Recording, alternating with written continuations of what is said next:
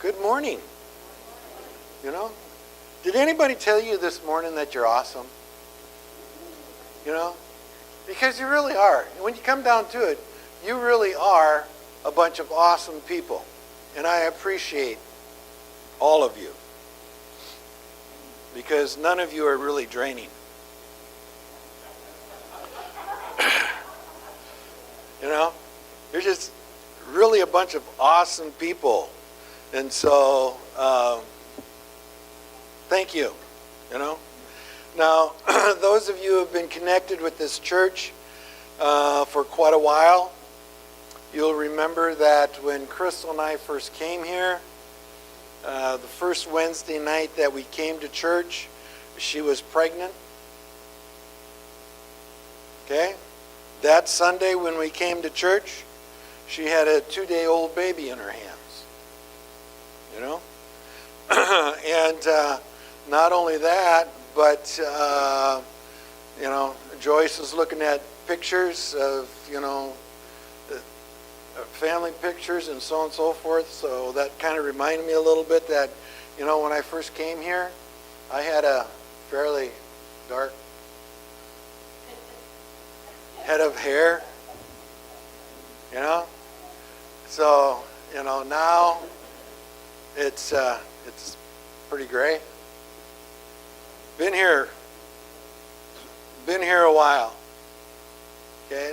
Once you are in a place for a long time, you know, like the older generation that hasn't done a lot of moving, they stayed put and they're in one place a long time. You know what we start finding out?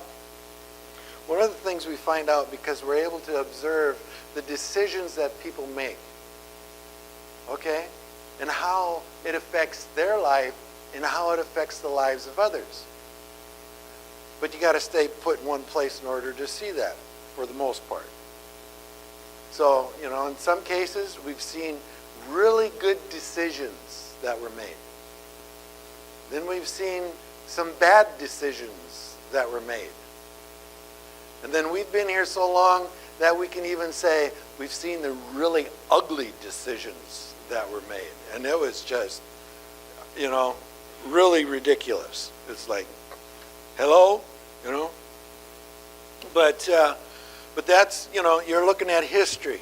Now, when you look at history, not only the history of in our lives and the lives of other people, but you can look at the history of the church, you can look at the history of the world, and you can see from history, you know, what? The decisions that were made, the good, the bad, the ugly.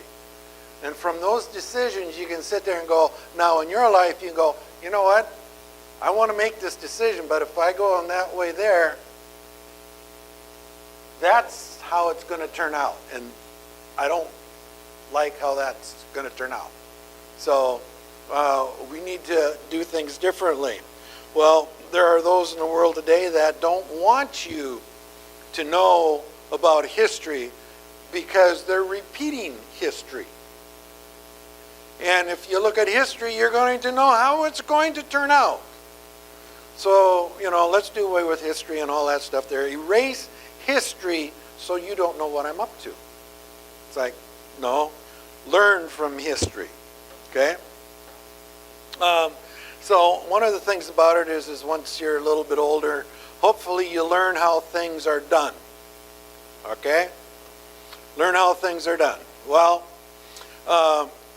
Crystal and I, I'll give you an example of how things are done. Crystal and I, we know somebody who is an author. Actually, I officiated at her wedding. That's how intimate we got into the relationship. And she has written just a number of books, and she has spoken at a number of conferences and stuff. You know, so she's getting to be known, you know, because of everything that she's been involved in. Well, finding out that when she started her writing career, writing books, and she would take it to the publisher would go, oh, this is a great book, you know, but hey, just wait a minute, but nobody knows you. Okay, so we'll take and go to this author over here, which everybody knows. Because if you put a well-known author on the book, then it's going to sell. Because that author sells now. And so she had this whole deal that she had to go through, and it's like, okay, well, I need to get the information out. I'd like to make a living. I'd like to continue doing this, and that's what the business does. Okay, well, you get this other author to approve the work. Okay, however, I want my name on the book also, because she knew how it worked. Okay? Now, she doesn't need anybody else to put their name on the book. She is known enough that she can put her own name on the book, and that's it. Now it sells.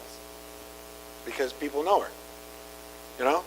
Now these authors, these newbies who are writing these books and stuff that nobody knows about, and if they put their name on it, and theirs was the only name on it, nobody would buy the book, they're known as ghost writers.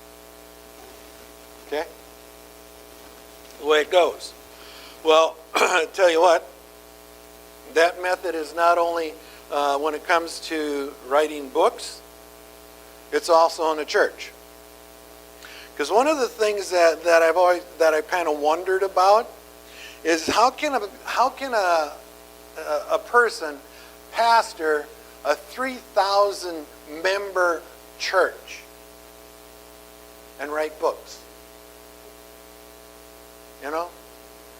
Not only is he writing books, but he's doing sermons. And when I was in school, an evangelist stopped by in the school and was telling us about going in the ministry and so on and so forth. And it's like, okay, here's sermon preparation for you.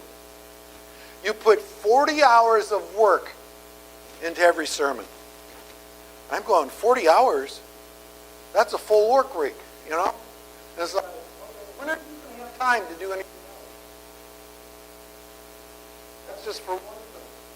And these people are doing multiple sermons. Okay, so you have writing books and doing all the sermons. And then all the meetings that they have to attend. And then all the speaking engagements outside of the church, because now you pastor a big church, and so other churches, little churches, want you to come and speak at their church and get them all revved up and so on and so forth and fired up and all that stuff. Because, obviously you're able to fire up the people because you are pastoring 3,000 people. And then there's all the counseling that takes place. And they're handling all the counseling that goes on in the church, right? And you go, how can one person do all that stuff? They're not. Just let you know, they're not. So if a book comes out in their name, they probably had somebody do a lot of the writing for them. They didn't do all the writing. They probably had somebody else do a lot of the writing for them. And when it comes to the sermons, well, I know of a pastor that made a comment. He says, I have 2 people in my church that are very good at writing sermons. See where that's going? He has them write the sermon, and then he studies the sermon that's written out, and then he preaches it. He delivers it. Okay? Does that ever happen in church history? Well, there is one individual that is known as the father of a certain denomination called Lutherans. Martin Luther. Martin Luther had a friend who was a theologian. Martin Luther got a lot of his theology from his friend, who was a lousy speaker. So Martin Luther took the theology that he was getting from his friend, he did the preaching, and since he was the mouth, who got the credit? Martin Luther. You know about his friend? No. You got to go digging to find that one out. Okay? And I used to know his name too, but they claim that he, of the 2 witnesses in Revelation, okay, that it doesn't say who they are. You know, some people think it's Martin Luther and his theologian. You know, that's, you know, but yeah, that's stretching it a little bit. Yeah, you know. But then they go, oh, it must be Enoch and Elijah because those were the only two that haven't died. You know, and they're taken up. So it's Elijah and Enoch. Okay? Because they're up and out of here. You know what? Where it says 2 witnesses in the book of Revelation, because I did, and the reason I bring up the 2 witnesses is because I researched it out, you know, and all the different viewpoints as to who the 2 witnesses are. Bottom line, it's 2 witnesses.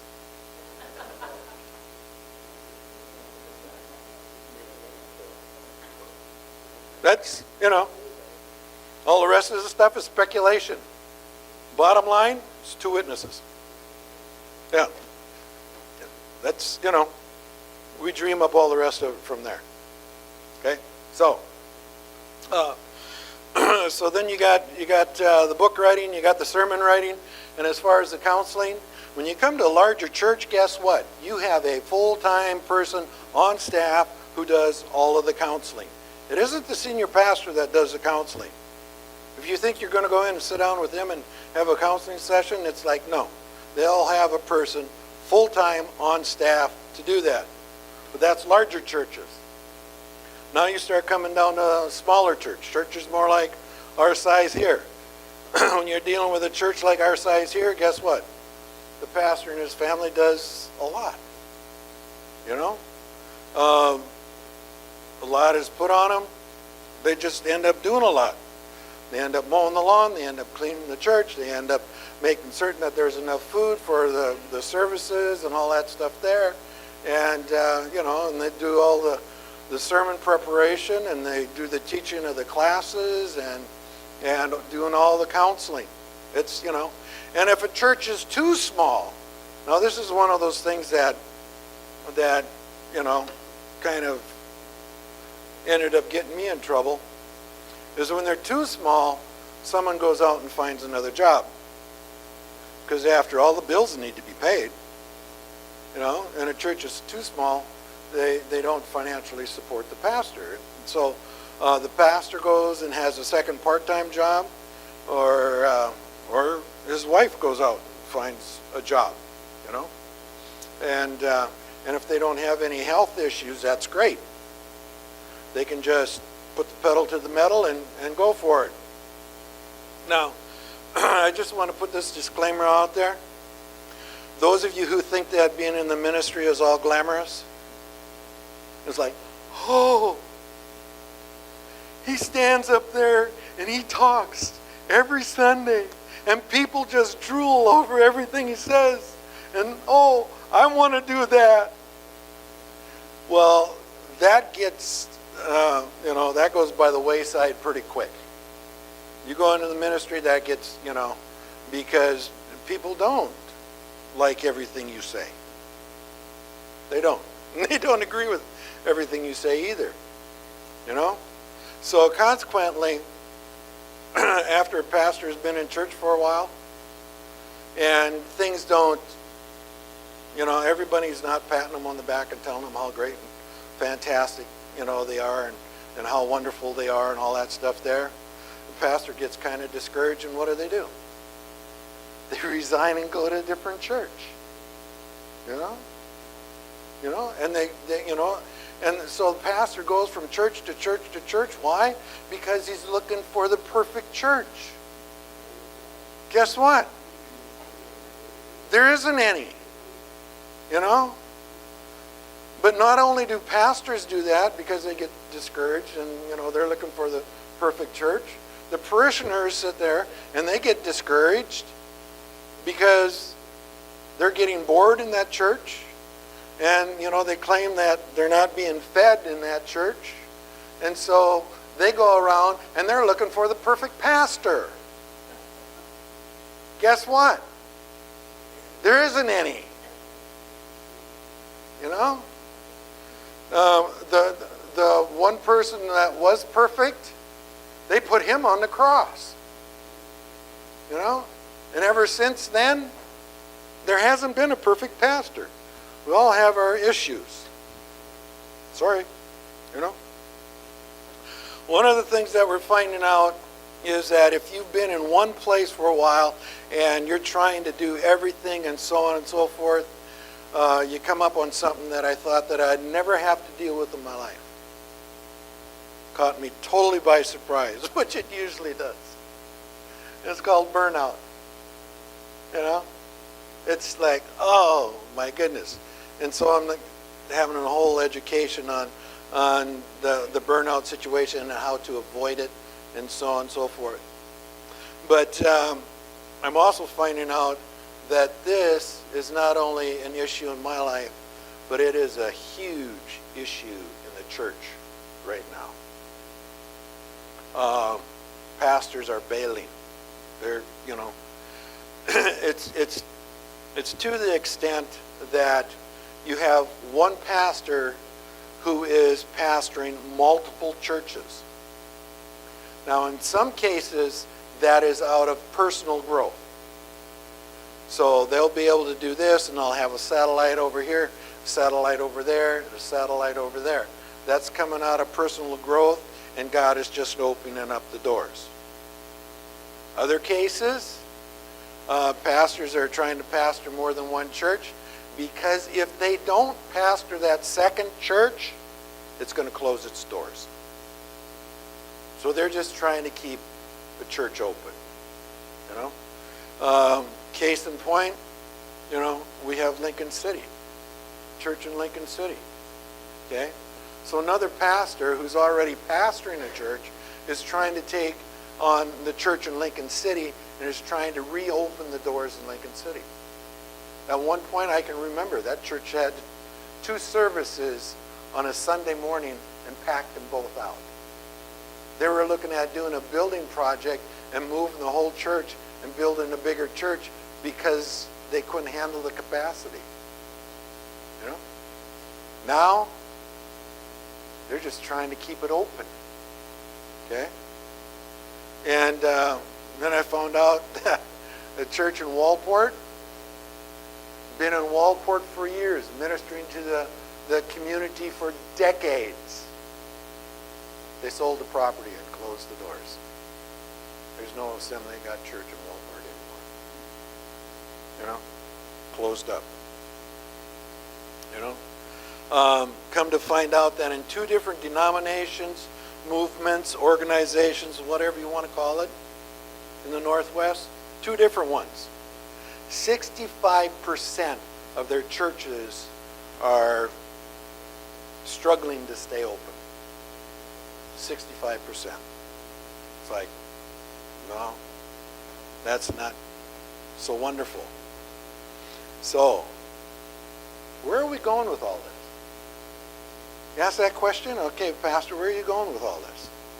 Well, last week, when I was preparing for last week's message, Crystal asked me if I knew what the word was for the year. You know, what's the word for the year? And it's like, well, I don't really have one yet. In preparing for the message, something rose out of the message from last week. It's like, oh, that's interesting. Now, those of you who've been here for a while know that the Lord has been giving me a word for the year for a number of years, except for last year. You know, last year, it was the closest I could come to was a continuation of the word from the year before. So in 2020, you know, the word for the year was reset. That was before we knew anything about COVID. You know? And to me, it's, you know, reset, and I'm sitting there going, what is that? That to me, that was a computer term, you know, called reboot. You know, and you redo everything, right? You reboot. So the word I got was reset, and I was like, yeah, right, okay. Reset, yeah, you know. So I preached on reset, you know, doing our thinking and yada, yada, yada. And then what do you hear all year long? Oh, this is the year of the Great Reset. I'm like, well, you sure are confirming that word, Lord. Because that's all the media is talking about is the Great Reset. I was like, oh, okay. Well, so what's the message for this year? What's the word that jumped out at me this year? It comes out of Revelations chapter 3, verse 12. And it reads, it depends on what version you're going to, this is going to be out of the New American Standard. I think King James may be up there. It's going to be real close though. I checked. Anyway, Revelations 3:12. It reads, the one who overcomes, I will make him a pillar in the temple of my God, and he will not go out from it anymore. And I will write on him the name of my God and the name of the city of my God, the new Jerusalem, which comes down out of heaven from my God, and my new home, or my new name. That is going to be my new home, but new name. So the word that jumped out at me here was overcome, which when you look at everything that's going on, what do we need to be? We need to be overcomers, right? So that just, and I want that mark on me, that I'm an overcomer. Great, got it. So then after the service, I was doing something like I was talking to a parishioner. That seems like a good thing to do, doesn't it? Hopefully you like me to talk to you once in a while. I may not get to you every Sunday, but it's okay. So I was talking with Karen back there in the corner, and she's sitting there going, "Oh, the Lord gave me a word, for me for the year. He gave me a word for the year." And I was like, "Okay, so what is it? Overcome." And I'm going, "Gee, I wonder what's." I really like it when the Lord kind of confirms, because I don't know about you, but I hear clearly now, right? Well, So sometimes it's really nice when the Lord just confirms the whole thing and go, "Oh, that little scratch in the back, it's okay, got it. Thank you for making it so plain to me as to what's what." So I told her that, or asked her, I didn't command you, did I? Okay. I asked her to go ahead and do the study and then give me the notes, okay? Which is really great because I was at Pastor's Prayer Summit this week. So I didn't have a whole lot of time to really start, meditating on this Monday, Tuesday, Wednesday, because I was up there and I'm just meditating on the Lord and what He's doing up there. And so, where are we going with this? So I come home and find out that she did the research for me. And I'm going, oh, great, So she did the research, and I have her notes here, which we'll be going over, because, she didn't write the whole sermon, but she gave me a bunch of her notes. Now, one of these times, one of you might actually give me a sermon, which would be all right, or if the Lord's having you do a study on something, you can go ahead and give me the notes. That way I don't have to research out everything. I need ghostwriters, yeah, because, what's part of my job? Equipping the saints. Okay? So, let's get with the program, guys. The Lord may be asking you to do something that you have never done before. Yes, good. Some of you have never given a word from the Lord in a church. Well, this may be the season. You know? So, besides, I mean, you know, this isn't in front of 3,000 people. Of course, who knows how many are going to be watching. But anyway, you know, you never know. Because I'll tell you, you know, this media deal and everything that's, you know, putting it out on the airwaves. So I know this pastor that has maybe 15 people in church on a Sunday morning. And he's putting on his headset back there, trying to figure out if I'm coming through the speaker or not. Okay. Am I coming through the speakers? Are you recording me? Yes? No? All right. Who knows? When I start seeing people doing strange things, it's like I need to check it out. So just like when you do strange things in a church, I need to check it out. You know? Which is okay. Because it's us. We're family, right? No? Okay. But I know this pastor that has about 15 people show up on a Sunday morning and stuff. That's it. I mean, you know, da-da-da-da-da. And then he's going, okay, so how many people are even watching? Because they're streaming it and all that stuff there. How many people are even watching? You know?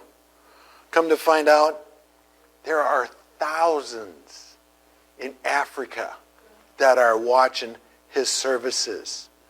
Not only that, but then there are thousands in India that are watching his services. And he's sitting there going, I have 15 people. You know? That's here. But overseas, there are thousands of people that are turning into his services. Okay. Yeah. Heard of another pastor that, you know, doing this stuff. And so, you know, he goes, is anybody watching this stuff? Anybody watching it at all? He goes, for the next 90 days, just take, you know, just see how many watch, you know, his services. You know what they came back and told him? 11,000. And he's like, okay, we'll keep doing it. You know, this is a new season. So, one of the things that we do in a new season is we have to be what? Overcomers, right? So Karen gave me a bunch of notes that she put together here. And so I get the pleasure of just downloading these notes on you. So if you don't like them, you can talk to her afterwards. You know? But, you know, it's family. You know? Yeah, blame somebody else. Don't blame, you know. Anyway, overcome. And went to the book of Revelation, got a bunch of promises of those who overcome in the book of Revelation. So this is the promises of those who overcome. Okay? Revelation 2:7. To him who overcomes, I will give to eat from the tree of life, which is extremely important. You know, it's not the tree of the knowledge of good and evil. So, knowledge of good and evil, it's kind of like this. You can get so smart that you lose your life. Because you're after knowledge. If you're looking at a tree of life, now you're talking living by faith. That does, you know, when you live by faith, doesn't mean you know what's what.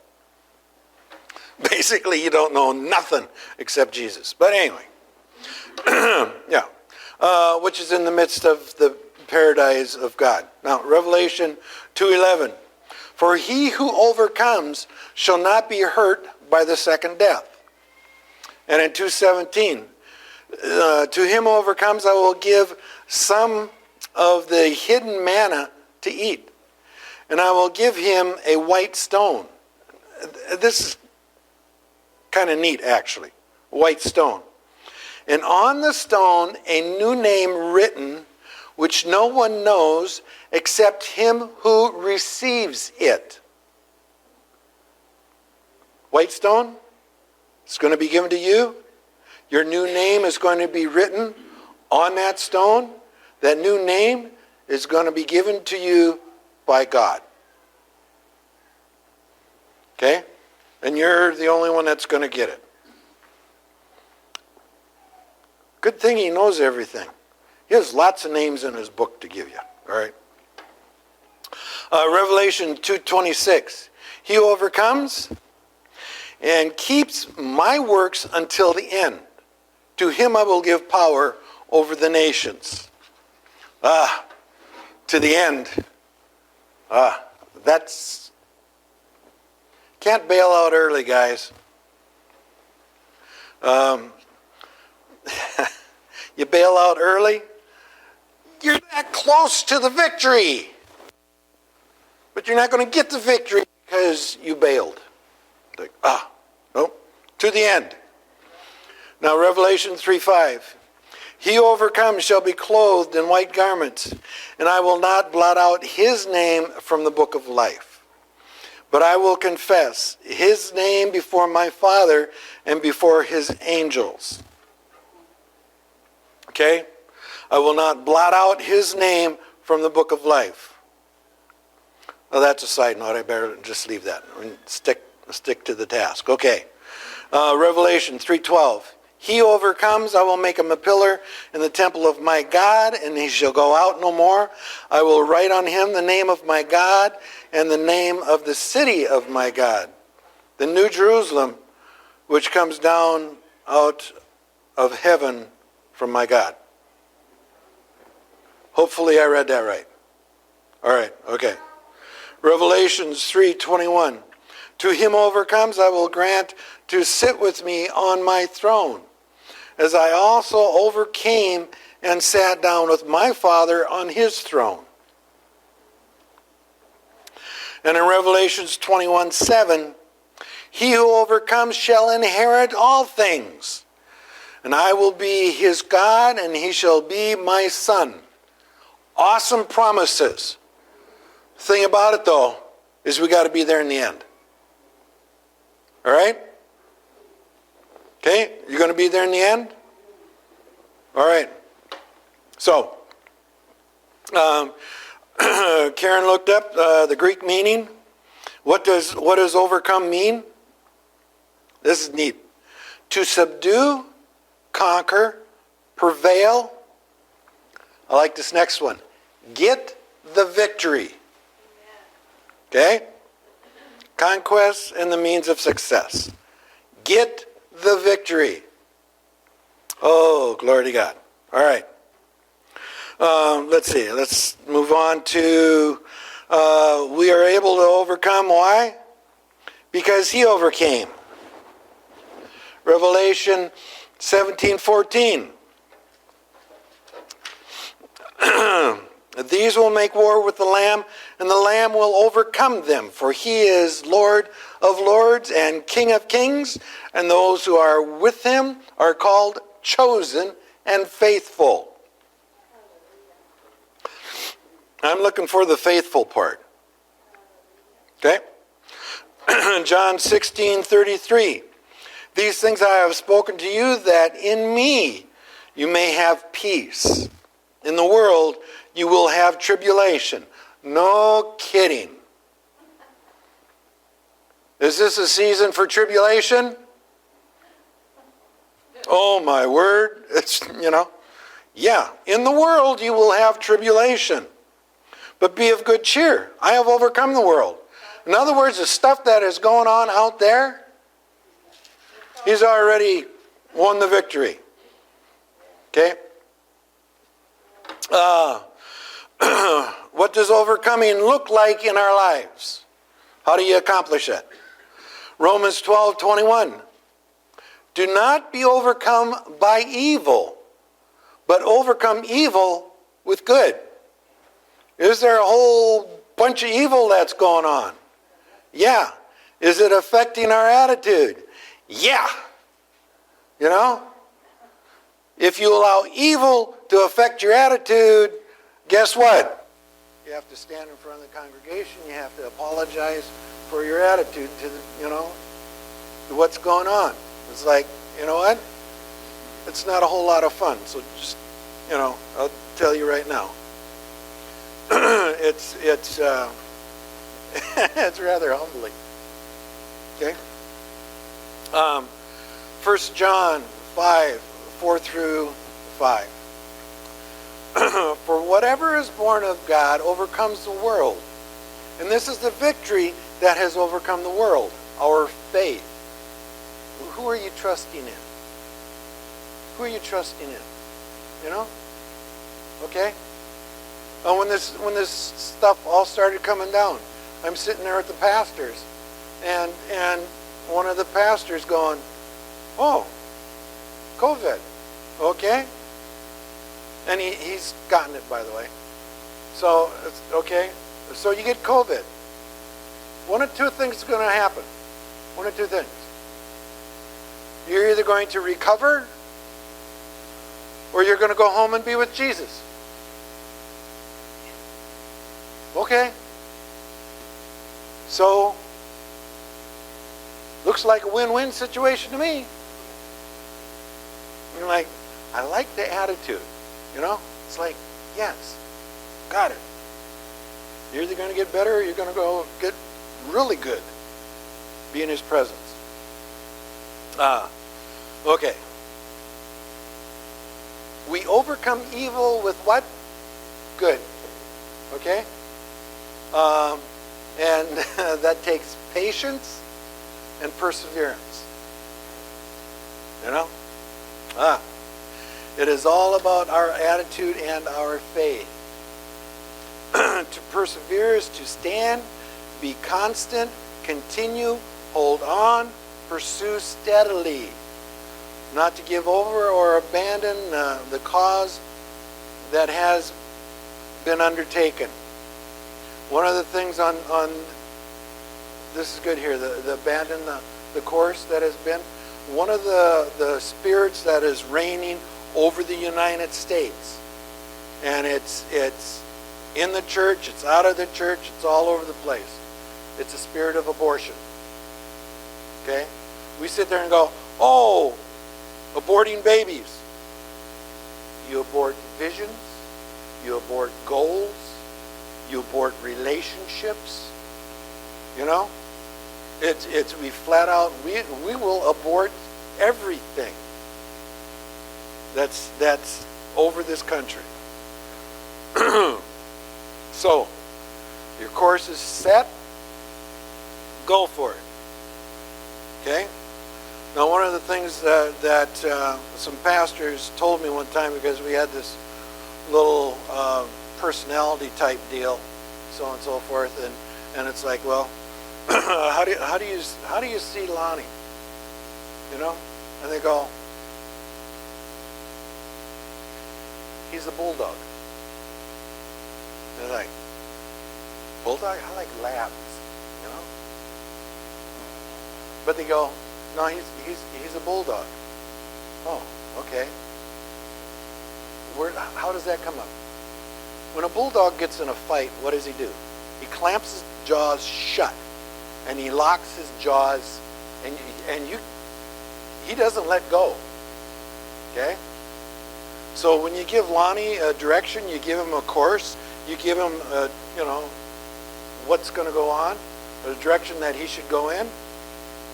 He locks a hold of it, and that's the direction he's going in, and you can't get him off that direction. He gets locked in on it, and he's going for it. Good thing, because that's how you pastor one church, as long as we have.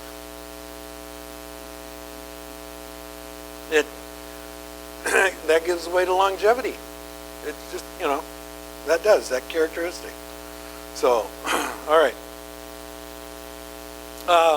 Psalm 119, 1 through 4. Blessed are the undefiled in the way, who walk in the law of the Lord. Blessed are those who keep His testimonies, who seek Him with a whole heart. They also do no iniquity. They walk in His ways, and you have commanded us to keep your precepts diligently. Okay? Where's your focus? Where's your focus? On the Lord. You know? Focus needs to be on Him. Okay? So I need to wrap this up. Because that's part of where the wrap-up is. Because one of the things that I'm finding out through the whole thing about burnout and everything, it's where's your focus? You know? Where's your focus? Your focus has to be on God. And if you're focusing on God, what are you going to be doing? You're going to be spending time with Him. And when you spend time with God, what happens?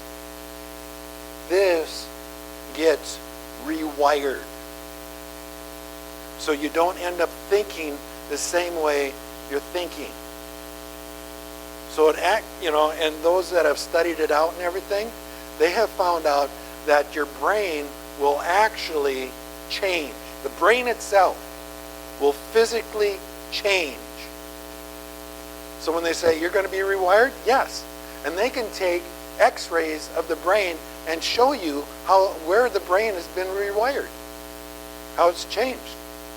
They know what a sick brain looks like, somebody that's on all kinds of drugs and everything. They can look at the brain and they go, yeah, there's a hole here, a hole there. That's a sick brain. And then they can see somebody that has been spending time with the Lord. Okay, how are you thinking now? And they look at his brain and they go, those holes that were there, they've all filled in. Now you're looking at a healthy brain. So you have some people that actually they'll start making awesome decisions. That's because their brain has been healed up and they've turned away from their drugs. Some people, it's like, you know what? You couldn't figure your way out of a paper bag. It's like, why can't you figure things out? Because they've done so much stuff to their brains, they don't have a brain that really works anymore. So, yeah, they are very sick between the ears. And it's like, well, why can't you figure this out? Because they don't have a brain that works. Okay, So, here's the thing when you go through some stuff. And being an overcomer. James chapter 1, verses 2 through 4. And actually, we have two different translations. I actually like the second one better, but we'll just go to the second one. The New King James, where it starts off, my brethren. Okay? My brethren, count it all joy when you fall into various trials or tribulations or evil that's going on in the world, knowing that the testing of your faith produces what? Patience. But let patience have its perfect work, that you may be perfect and complete, lacking nothing. So when stuff goes on out there, don't focus. There's enough stuff going on out in the world now that'll absolutely take your focus totally off of God. Don't go there. What you need to get through this time is focus on God, rest, and spend absolutely as much time as possible with God. Okay? Now in this day and age, one of the things they found out, Dutch Sheets is doing, give me 15. Why is it give me 15? Because here's the reasoning behind it. Okay? It's great, and I didn't know this. He's just doing, that's cute. Give me 15. Okay, They found out if you do a daily, say you get up in the morning, And the first thing that you do in the morning, between 8 and 16 minutes, every morning, what is your focus? Your focus is on the Lord. You spend time with the Lord. 8 to 16 minutes every morning changes you. Okay? Absolutely changes you. And that's what a number of pastors are finding out. And there's pastors that are going through all kinds of garbage in their life and everything. Some have anxiety attacks and burnout and everything else. And what they're finding out is like, oh, wait a minute, I'm preparing, yes. You prepare all kinds of stuff, yeah, But you narrow that down and you take 8 to 16 minutes in the morning, and that sets your day. That sets your path for the day. And it totally changes the brain and what you're going through. And then what happens is some of these pastors have done this, and they've kind of stayed there. And then a year down the road, their wives are coming up to them and going, wow, you're not the same guy that I knew a year ago. You've changed so much. What do you do? He says, I'm just taking 15 minutes in the morning and just focusing on God. Took care of my anxiety, took care of all my fear issues.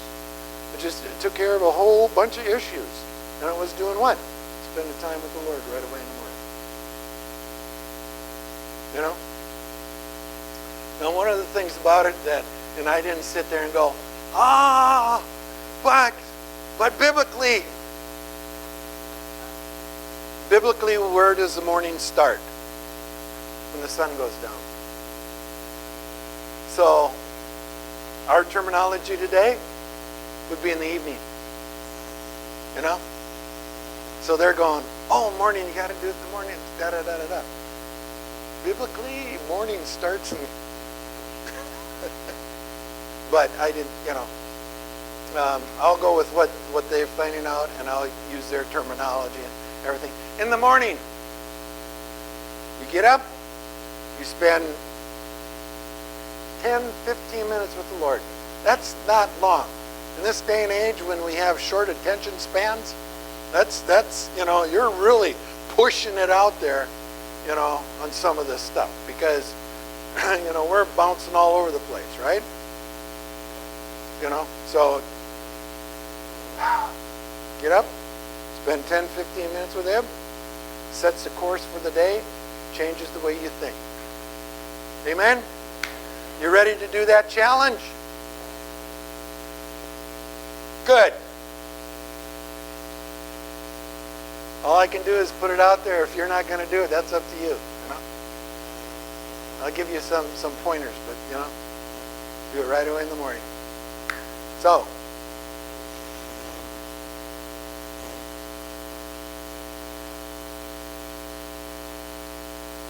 wait until next week. No.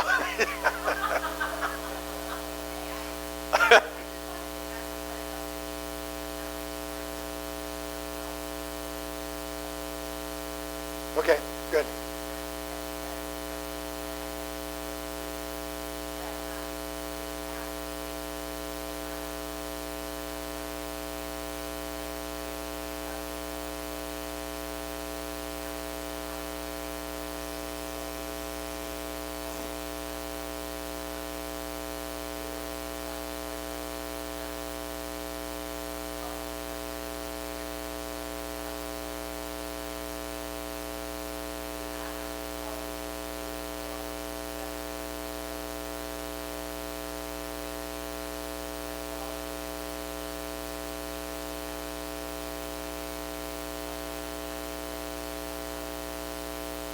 Oh, it's, yeah, good.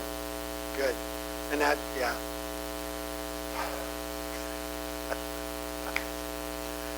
Yeah, because when somebody tells you about something you're doing wrong, what do you like to do? And get offended.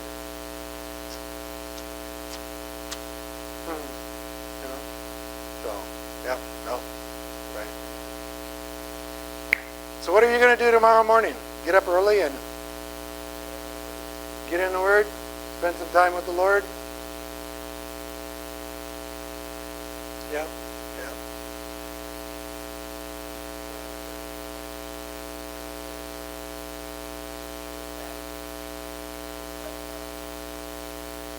Well, I tell you what, when you look at it biblically, when they go through the deal, their morning was in the evening. So it's new every morning, yes. In the evening, you know. Our culture and everything, when you say morning, you're talking about when the sun comes up. Their morning was when the sun went down.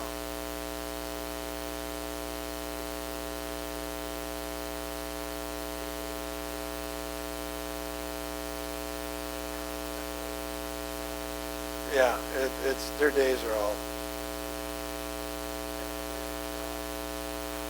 Yeah, yeah. So.